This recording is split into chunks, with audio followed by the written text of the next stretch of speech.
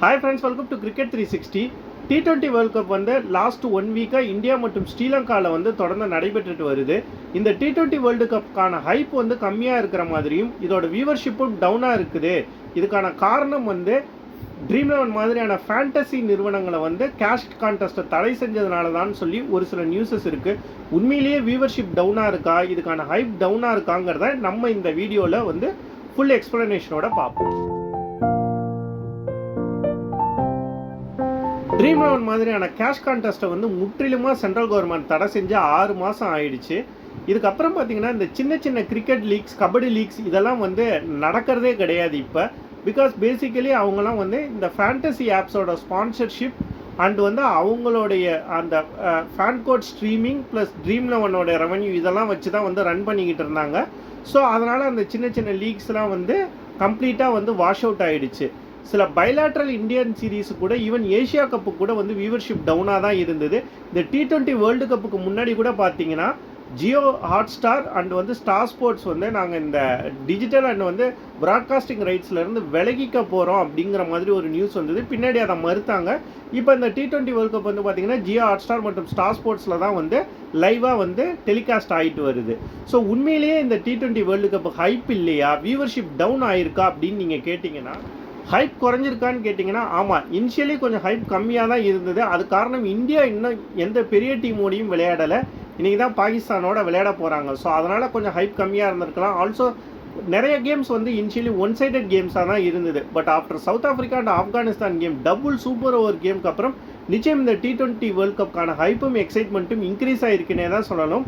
அதுக்கு முன்னாடி கொஞ்சம் ஹைப் கம்மியாக இருந்தாலும் அதுக்கு வேறு சில காரணங்கள் இருக்கலாம். நான் ஏற்கனவே சொன்ன மாதிரி வந்து சின்ன சின்ன டீம்ஸோட தான் இந்தியா சோஃபார் விளையாண்டுட்டு இருக்கு. ரோஹித் சர்மா மற்றும் விராட் கோலி வந்து இந்த T20 வேர்ல்ட் கப்பில் விளையாடலை.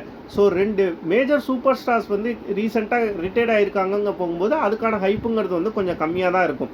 பட் கண்டிப்பாக வந்து league final stages, super 8, semifinal, ஃபைனல்னு போகும்போது T20 வேர்ல்ட் கப்கான ஹைப்புங்கிறது வந்து ரொம்ப அதிகமாக தான் இருக்குன்னு சொல்லி நான் பார்க்குறேன். ஆல்சோ வியூவர்ஷிப் டவுன் ஆகிருக்கா அப்படின்னு கேட்டிங்கன்னா ஐசிசி தரப்புலேருந்து என்ன சொல்கிறாங்கன்னா ப்ரீவியஸ் வேர்ல்ட் கப்பை விட 53% வந்து டிஜிட்டல் பிளாட்ஃபார்ம்ஸில் வந்து வியூவர்ஷிப் இன்க்ரீஸ் ஆகிருக்கிறதா சொல்கிறாங்க. இது இந்தியாவில் மட்டும் கிடையாது, ஆல் ஓவர் குளோபில் வந்து 53% வந்து வியூவர்ஷிப் வந்து இன்க்ரீஸ் ஆகிருக்கிறதா சொல்கிறாங்க. இந்தியாவிலையும் வந்து வியூவர்ஷிப் கம்மியானதாக வந்து தெரியல. ஸோ ட்ரீம் 11 மாதிரியான ஃபேண்டசி கேம்ஸ்னால வந்து இதோட வியூவர்ஷிப் அஃபெக்ட் ஆகிருக்கான்னு சொல்லி நம்ம கேட்டோம்னா நிச்சயம் கிடையாது. மேபி ஆட் ரெவன்யூ வந்து கொஞ்சம் கம்மியாக இருந்திருக்கலாம், அது நம்ம ஏற்றுக்கொள்ளப்படணும் தான். பட் ஆனால் வியூவர்ஷிப்பை பொறுத்த வரைக்கும் கம்மி ஆகலை. அப்போ ட்ரீம் 11 மாதிரியான ஃபேண்டசி ஆப்ஸோட பேன்னால் வந்து இந்த வியூவர்ஷிப் அஃபெக்ட் ஆகாதான்னு கேட்டிங்கன்னா, நான் ஏற்கனவே ஒரு வீடியோவில் சொல்லியிருந்தேன். T20 world cup, ICC events மற்றும் ஐபிஎலுக்கு வந்து வியூவர்ஷிப் கண்டிப்பாக அஃபெக்ட் ஆகாது. மேபி ஆட் ரெவன்யூவில் வந்து கொஞ்சம் டிஃப்ரென்ஸ் இருக்கலாம். ஏன்னா லாஸ்ட் ஃபியூ இயர்ஸாகவே வந்து இந்த மாதிரி ஆப்ஸ் தான் வந்து நிறைய ஆட்ஸ் கொடுத்தாங்க. ஸோ அதோட ரெவன்யூ வந்து கொஞ்சம் கம்மியாகலாமா ஒழிய வியூவர்ஷிப் கம்மியாகிறதுக்கான வாய்ப்புகள் வந்து ஐசிசி ஈவெண்ட்ஸ்லையும் ஐபிஎல்லையும் இல்லை. ஏன்னா அதுக்கான ஹைப்புங்கிறது வந்து எப்போதும் இருக்குது. அது மேசிவ் ஃபேன் பேஸும் ஃபாலோ பண்ணுற ஒரு ஈவெண்ட்ஸாகவும் ஐசிசி ஈவெண்ட்ஸ் அண்ட் வந்து ஐபிஎல் இருக்குது. இதனால் யார் உண்மையிலேயே பாதிக்கப்படுவாங்கன்னு பார்த்தீங்கன்னா, பைலாட்ரல் சீரீஸில் வியூவர்ஷிப் கம்மியாகும். ஆல்சோ சில ஸ்மால் லீக்ஸு, இந்த யூரோப்பியன் கிரிக்கெட் லீக்ஸ், அதுக்கப்புறம் நம்ம டிஎன்பிஎல் அந்தந்த ஊரில் நடக்கிற வந்து சின்ன சின்ன லீக்ஸ் இருக்குல்ல, அதை ஃபாலோ பண்ணுறவங்களோட எண்ணிக்கை வந்து கம்மியாகிடும். ஏன்னா முன்னாடி வந்து அந்த ஃபேண்டசி ஆப்ஸ்னாலேயே நிறைய பேர் வந்து அந்த லீக்ஸ்லாம் ஃபாலோ பண்ணி டீம்ஸ் போட்டுட்டு இருந்தாங்க. இப்போ அதுக்கான நீடு இல்லைங்கிறதுனால அந்த மாதிரியான லீக்ஸ் வேணால் அஃபெக்ட் ஆகலாமா ஒழிய நிச்சயம் வந்து ஐசிசி ஈவெண்ட்ஸோ இல்லை ஐபிஎல்லோ அஃபெக்ட் ஆகாதுங்கிறது தான் என்னோட பார்வை.